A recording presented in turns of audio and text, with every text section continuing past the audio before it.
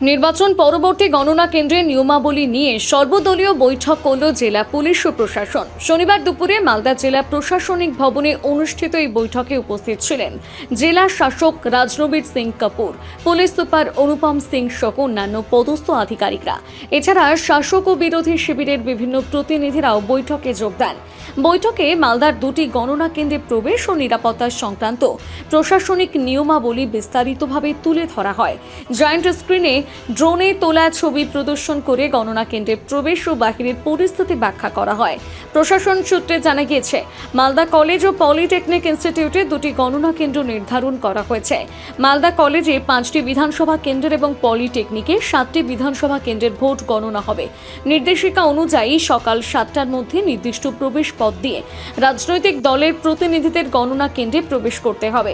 সেই সময় নির্বাচন কমিশনের দেওয়া পরিচয়পত্র প্রয়োজনীয় নথি সঙ্গে রাখা বাধ্যতামূলক। দুই কেন্দ্রেই গাড়ি পার্কিংয়ের ব্যবস্থা রাখা হয়েছে। পাশাপাশি গণনা কেন্দ্রের নির্দিষ্ট স্থানে শৌচালয়ের ব্যবস্থাও করা হয়েছে বলে জানিয়েছে প্রশাসন। এই বিষয়ে জেলা শাসক ও পুলিশ সুপার কি জানিয়েছেন শুনুন।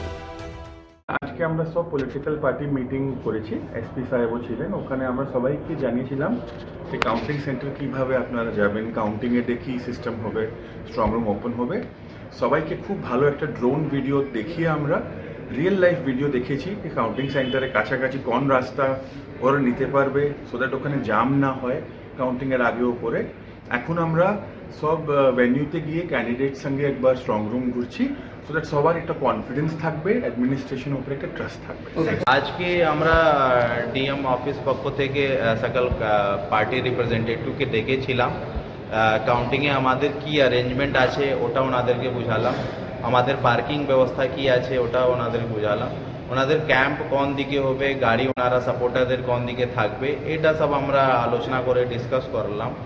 আর ওনাদেরকে আমি এটাই রিকোয়েস্ট করলাম কি রেজাল্ট যাই হোক কিন্তু আমাদের মালদায় শান্তি বজায় রাখবেন, ওনারা আমাদের প্রশাসনকে হেল্প করবেন, সাপোর্টারদেরকে গাইড করবেন।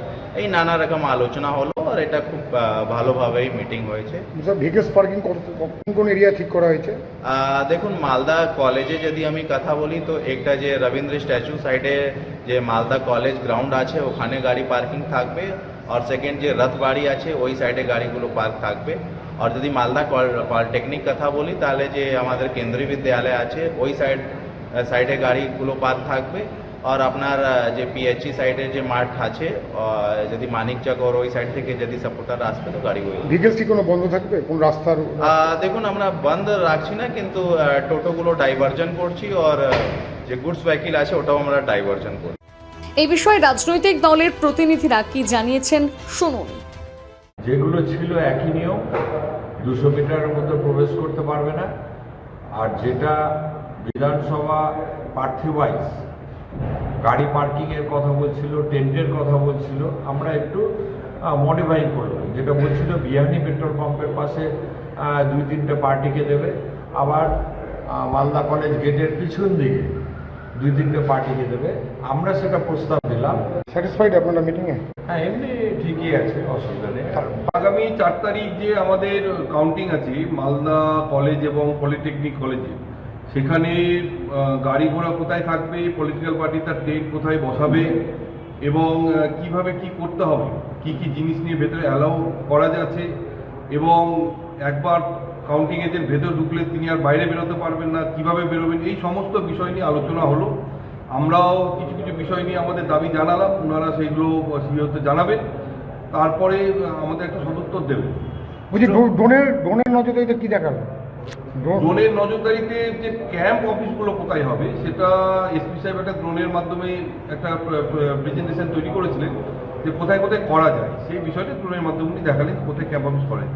স্ট্রং রুম কখন খোলা হবে? সেই সময় 6টার সময় খোলা হবে এবং সমস্ত পলিটিক্যাল পার্টির যারা যারা ক্যান্ডিডেট আছে তাদেরকে 6টার মধ্যে সেখানে উপস্থিত হতে হবে। মালদা থেকে পরিতোষ সরকারের প্রতিবেদন, নিউজ টুডে।